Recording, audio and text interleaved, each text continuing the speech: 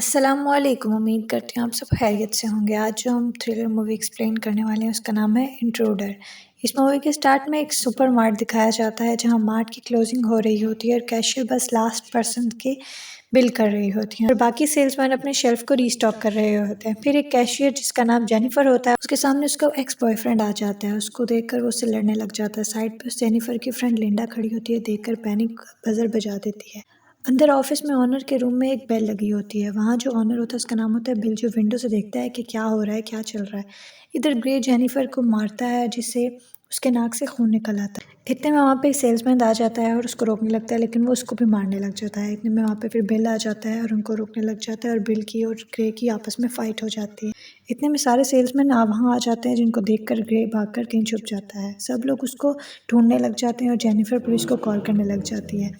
सब लोग ग्रे को ढूंढ रहे होते हैं कि इतने में ग्रे जेनिफर के पास ही आ जाता है और जेनिफर पुलिस से बात कर ही रही होती है, लेकिन ग्रे उसको पकड़कर मारने ही वाला होता है कि पीछे से डैनी और उसके सेल्समैन आकर उसको पकड़कर मार्ट से बाहर निकाल देते हैं। फिर मार्ट के दोनों पार्टनर सब वर्कर्स को बताते हैं कि हम इस स्टोर को बेच रहे हैं, सेल कर रहे हैं।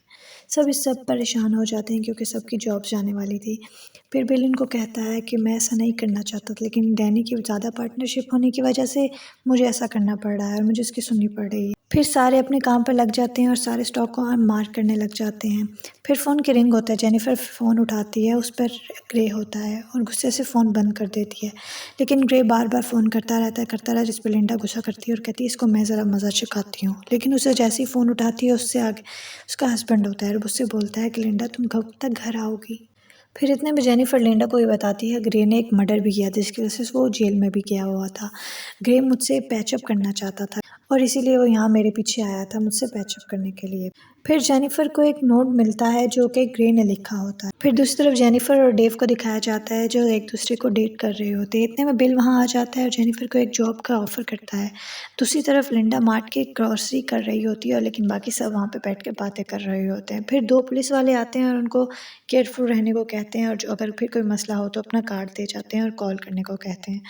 फिर लिंडा जो अपने घर जा रही होती है, गाड़ी में बैठने के लिए निकल ही रही होती है, वहाँ पे कोई आकर उसको मार देता है। दूसरी तरफ डैनी बिल से कोई पेपर साइन करवाता है और उसको कहता है कि जाकर देखो वर्कर्स क्या कर रहे हैं।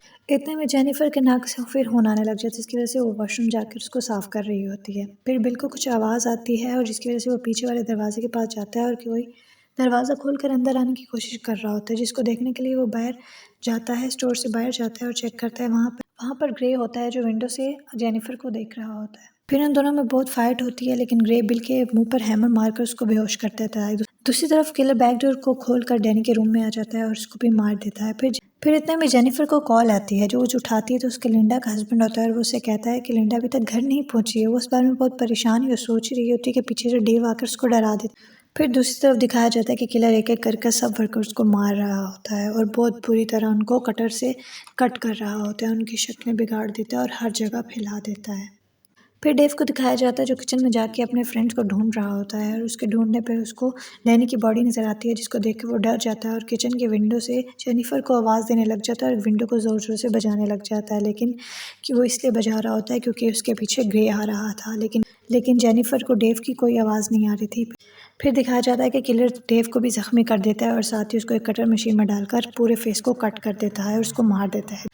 दूसरी तरफ जेनिफर को कोई आवाज़ नहीं आती और कहीं कोई दोस्त उसको नज़र आ रहा होता है, जिसकी वजह से वो उनको ढूंढने के लिए निकल जाती है और एक रूम में पहुंचती है तो वहाँ पे उसको एक फ्रेंड की बॉडी मिलती है, जिसको देखकर वो डर जाती है। फिर उसको एक किसी का रिफ्लेक्शन नज़र आता है, जिसको देखकर वो भागकर स्टोर रूम में चली जाती है और डोर को बंद करने वाली होती है, लेकिन वो किलर अपना हाथ रखकर दरवाजे को बंद नहीं करने देता।